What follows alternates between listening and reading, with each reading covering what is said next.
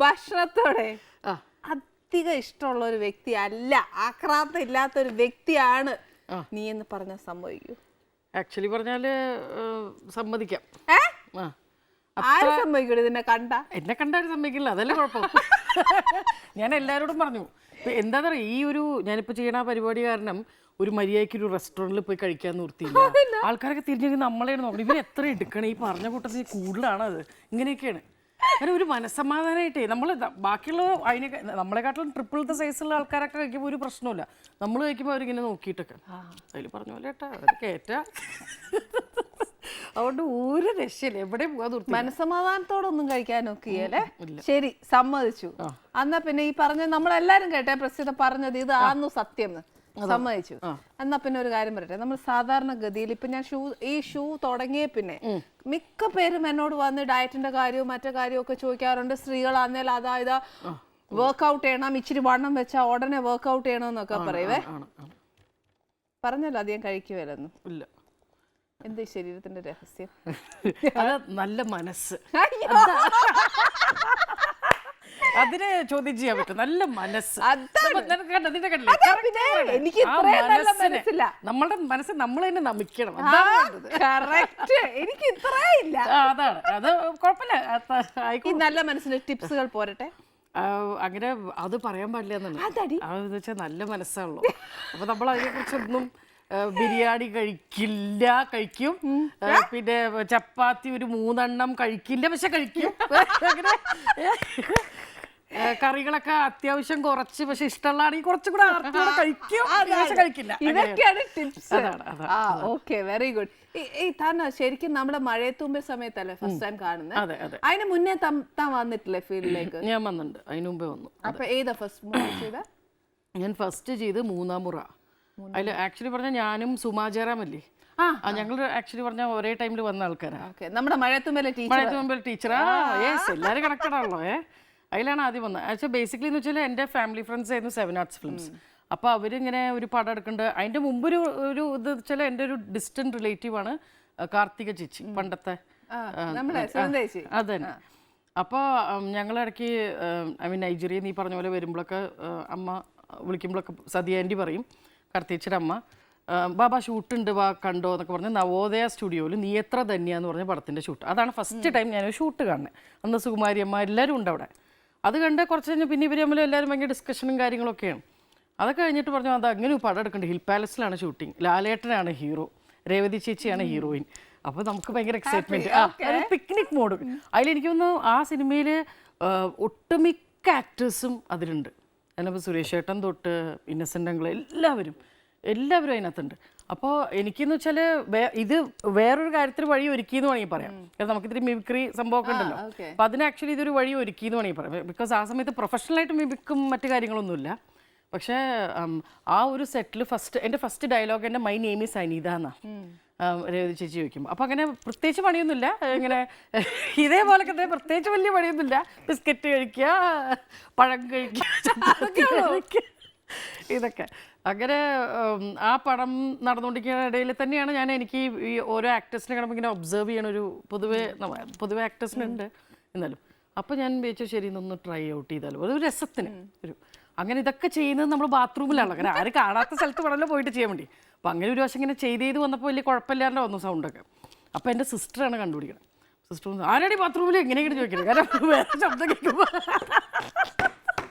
അങ്ങനെയുള്ള അപ്പോൾ ഞാൻ പറഞ്ഞു ഇല്ല ചേച്ചി ഇങ്ങനൊരു കാര്യമുണ്ട്, എനിക്കൊന്ന് ട്രൈ ചെയ്ത് നോക്കണം. അപ്പോൾ അവൾ ഇങ്ങനെ കുറേ കാസറ്റൊക്കെ ഇട്ട് ട്രൈ ചെയ്ത് നോക്കുന്നൊക്കെ പറഞ്ഞു. ആദ്യം ലാലേട്ടനായിരുന്നു. ഇപ്പൊ ഇല്ല, കുറെ കാലയില് എന്ന് വെച്ചാൽ ഒന്നാമത് നമ്മളുടെ ക്യാരക്ടേഴ്സ് നമ്മളെല്ലാം ഡബ് ചെയ്യണേ.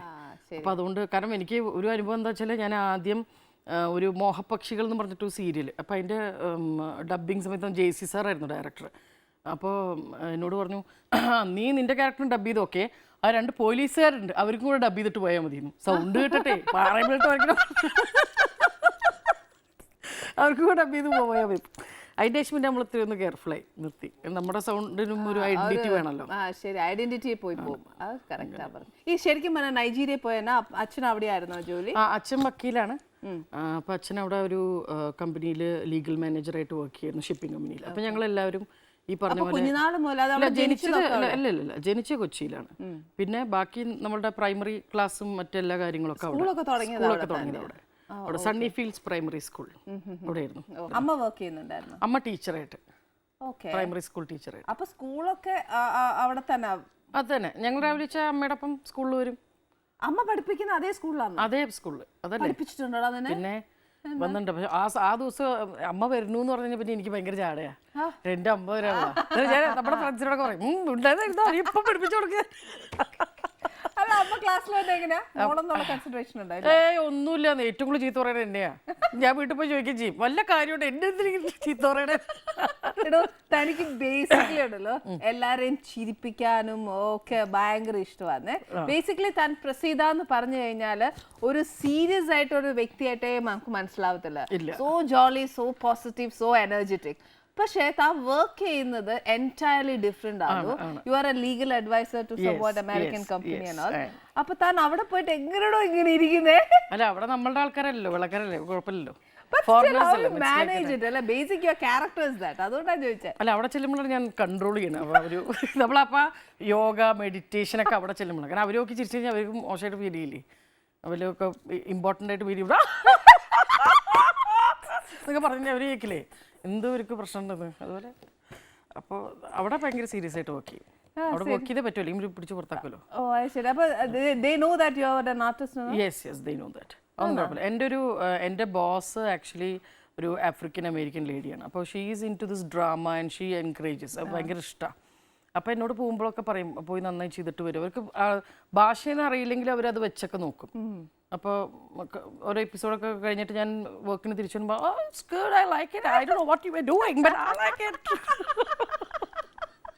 അങ്ങനെയൊക്കെ പറയും. തൽക്കാലം വലിയ കുഴപ്പമില്ലാണ്ട് പോടും, ഇനി അറിയില്ല. ബേസിക്കലി ഭയങ്കര തൻ്റെ ഉള്ള ഒരു വ്യക്തിയാണ്. വി ആർ വെൽ കോൺഫിഡൻറ്റ്, ഭയങ്കര ധൈര്യമായിട്ട് എല്ലാത്തിനും ഫേസ് ചെയ്യും. ഇപ്പം ഈ തനിക്ക് ഇങ്ങനെ ആ ഒരു കോൺഫിഡൻസ് ലെവൽ അല്ലെങ്കിൽ ആ ഒരു വിൽ പവർ വരാൻ കാര്യം ശരിക്കും ഈ നൈജീരിയയിലൊക്കെ വളർന്നുകൊണ്ടോ അങ്ങനെയൊക്കെയാണോ? അത് നമ്മുടെ അല്ല ഒരു കാര്യമുണ്ട്, ലൈക്ക് നമുക്ക് കൂടുതൽ എക്സ്പോഷർ കിട്ടിയിട്ടുണ്ടായിരിക്കാം. ബിക്കോസ് നമ്മൾ ഫുള്ളി നമ്മുടെ ലൈഫ് മൊത്തം കേരളത്തിൽ ജനിച്ച് വളർന്ന് അങ്ങനെയുള്ള ഇതല്ല. We used to travel. പിന്നെ അച്ഛൻ എപ്പോഴും ഓൾവേസ് ഈ made it a point like vacation വന്നു കഴിഞ്ഞാൽ we used to go for a world tour and all those things. So അപ്പോൾ നമുക്കതിങ്ങനെ പിന്നെ പലവരായിട്ടും പല തരത്തിലുള്ള ആൾക്കാരായിട്ടും നമ്മൾ മിക്സ് ചെയ്ത് മിങ്കിൾ ചെയ്ത് യു ആർ ദെയർ. പിന്നെ അങ്ങനത്തെ ഒരു ഫീൽഡും കൂടിയാണല്ലോ. അപ്പോൾ then you have to be like നമുക്ക് ഉള്ളിൽ പേടിയുണ്ടെങ്കിൽ നമ്മൾ പുറത്തേക്ക് കാണിച്ചിരിക്കണം. ഈ സത്യം പറഞ്ഞാൽ തൻ്റെ ചൈൽഡ്ഹുഡ് കംപ്ലീറ്റ് നൈജീരിയാണ്. ഈ മലയാളം അറിയാത്ത പ്രസീത ഇത്ര മലയാളത്തിൽ ഇങ്ങനെ ഇടോ പറയാൻ പഠിച്ചേ? അല്ല അതിന് ഒരു കാര്യമുണ്ട്. എന്താ വെച്ചാൽ മലയാളം എത്രയും നമ്മുടെ മാതൃഭാഷയാണല്ലോ. അപ്പോൾ നൈജീരിയയിൽ നിന്ന് വന്ന ടൈമിൽ ഞാൻ 7th അഡ്വൻറ്റേജ് ഹൈസ്കൂൾ അവിടെയാണ് ചേർന്നത്. So I took French. Okay, അപ്പോൾ സ്പെഷ്യൽ ഇംഗ്ലീഷും ഫ്രഞ്ചും ആയിരുന്നു. 9ാം ക്ലാസ് ആയപ്പോഴത്തേക്കും ഏകദേശം നമ്മളുടെ കാര്യത്തിൽ തീരുമാനമായി. അതായത് 10ാം ക്ലാസ് കൂടി കടന്നു പോകാൻ ബുദ്ധിമുട്ടാണെന്ന് വീട്ടുകാർക്ക് മനസ്സിലായി. അപ്പോൾ എന്നെ പിടിച്ച് ഈ പറഞ്ഞ പോലെ SSLCയിലേക്ക് മാറ്റി. അവിടുത്തെ അതിൽ 2 ഭാഷകൾ തമ്മിലുള്ള ഫൈറ്റാണ് എൻ്റെ ജീവിതത്തിൽ സംഭവിച്ചത് സത്യമായിട്ട്. കാരണം വെച്ചാൽ ഒരെണ്ണം ഹിന്ദി, ഈ ഓർക്കാപ്പുറത്ത് ഈ ഇടുത്തി വന്ന് വീഴാന്നൊക്കെ പറയില്ലേ നമ്മൾ, സത്യമായിട്ടും ഈ പറഞ്ഞ പോലെ ഹിന്ദി അന്ന് ഹിന്ദി പ്രചാര സഭയുടെ പരീക്ഷ നിർബന്ധമാണല്ലോ നമ്മൾ ചെയ്തിരിക്കണം. എനിക്കാണെങ്കിൽ ഒരു വക അറിയില്ല. അപ്പോൾ ഈ ആ മിസ്സിനെയാണെങ്കിൽ കണ്ടാൽ നമ്മൾ പേടിക്കും. അതായത് ചെറിയൊരു മിസ്സാണ്, പക്ഷെ എന്നാലും ആ മിസ്സൊന്നും വിചാരിക്കരുത് കേട്ടോ, വെറുതെ പറഞ്ഞാൽ. ആ മിസ്സിൻ്റെ വരവൊക്കെ കണ്ടു കഴിഞ്ഞാലേ നമ്മൾ ഹിന്ദി അറിയാത്തവരോട് ഹിന്ദി പഠിച്ചു എന്നൊക്കെ പറയില്ലേ. അല്ല അപ്പോൾ എൻ്റെ ഫ്രണ്ടിനോടൊക്കെ ചോദിച്ചിട്ട് ഓറൽ ടെസ്റ്റ് ഇടുവരും.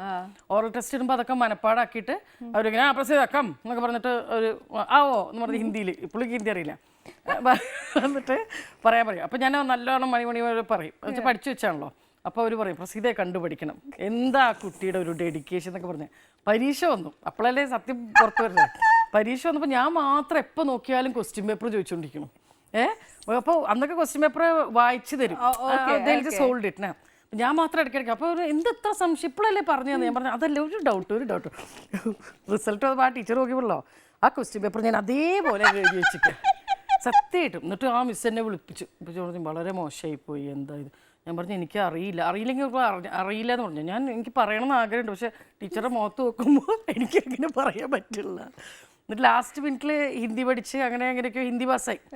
മലയാളം ഈ പറഞ്ഞ പോലെ പ്രീ ഡിഗ്രി, അന്ന് പ്രീ ഡിഗ്രി ആണല്ലോ, അന്ന് അവിടെ ഫ്രഞ്ച് ഇല്ല, ദെൻ ദേവസ് സാൻസ്ക്രിറ്റ്, ഈ പറഞ്ഞ പോലെ ഹിന്ദി. അപ്പോൾ ഇന്ന് ഇനി രക്ഷപ്പെടണല്ലോ ഹിന്ദിന്ന്. അപ്പോൾ ഞാൻ വിചാരിച്ചു ശരി എന്നാൽ മലയാളം എടുക്കാം, നമ്മുടെ മാതൃഭാഷയാണല്ലോ. ക്ലാസ്സിലൊക്കെ ഇരിക്കും, ഇതാക്കുകയൊക്കെ ചെയ്യും. എഴുതാനും അറിയില്ല, വായിക്കാനും അറിയില്ല, അതാണ് ഏറ്റവും വലിയ രസം. അത് കഴിഞ്ഞിട്ട് ഈ ടീച്ചർ മലയാളത്തിൽ സംസാരിക്കും, അതൊന്നും പ്രശ്നമില്ല. അപ്പോൾ ഈ എന്താ ശിഷ്യനും ഗുരുവും അങ്ങനെയൊക്കെ പുസ്തകമുണ്ട്. അപ്പോൾ അതൊക്കെ എടുത്തിട്ട് ആ കുട്ടി നീച്ച ഒരു പാരഗ്രാഫ് വായിക്കോ കേൾക്കട്ടെ നമുക്കിട്ട് വായിക്കാൻ അറിയണോ. അപ്പോൾ അന്ന് നമ്മളെ പക്ഷേ ഒന്നാമത് നമ്മുടെ പിയർ ഗ്രൂപ്പ് അല്ലേ നമ്മുടെ. അപ്പോൾ എല്ലാവരുടെയും മുമ്പിൽ നമ്മൾ വല്ലാണ്ട് അങ്ങോട്ട് ചൂളി പോവുമല്ലോ, ഒട്ടും മലയാളം അറിയില്ല. എന്നിട്ട് പിന്നെ പിള്ളേരൊക്കെ എടുത്ത് കളിയാക്കലും മുടിക്കും. അപ്പോൾ എനിക്ക് വാശിയായി, എന്നാൽ പിന്നെ ഈ മലയാളം ഒന്ന് പഠിച്ചിട്ടേ ഞാൻ അങ്ങനെ നിർബന്ധിതമായിട്ട് ഞാൻ മലയാളം പഠിച്ച് ഇന്നിപ്പോൾ അതുകൊണ്ട് ജീവിക്കണം. ഡാൻസ് പഠിച്ചിട്ടില്ല. ഡാൻസ് എൻ്റെ അമ്മ എന്നെ ഡാൻസ് പഠിപ്പിക്കാൻ വേണ്ടിയിട്ട് കലാമണ്ഡലം തൊട്ട് കലാക്ഷേത്ര തൊട്ട് എല്ലാ സ്ഥലത്തും പോയി. നമ്മൾ ദക്ഷിണ കൊടുക്കുമല്ലോ, ഞാൻ ഇന്നും ദക്ഷിണ കൊടുക്കും. പിന്നെ കുറച്ച് അരമണ്ഡലമൊക്കെ ഇരുന്ന് കുറച്ചൊക്കെ സ്റ്റെപ്സൊക്കെ ചെയ്യും. അത് കഴിഞ്ഞ് പിന്നെ ഒരു മാസം ഞാൻ വഴിക്കില്ല. അടുത്ത മാസം പോയി ടീച്ചർ പിന്നെ ഞാൻ ദക്ഷിണ കൊടുക്കും, ഇത് കൊടുക്കും. 2-3 പ്രാവശ്യം ടീച്ചർ വേണ്ട കുട്ടി പോയിക്കോളൂ. ഇതേപോലെ കലാക്ഷേത്രയും കലാമണ്ഡലത്തെ എല്ലായിടത്തും അവിടെ നിന്നൊക്കെ എന്നെ വെറുതെ ഔട്ട്സ്റ്റാൻഡിങ് സ്റ്റുഡൻ്റ് ആയി പോയി.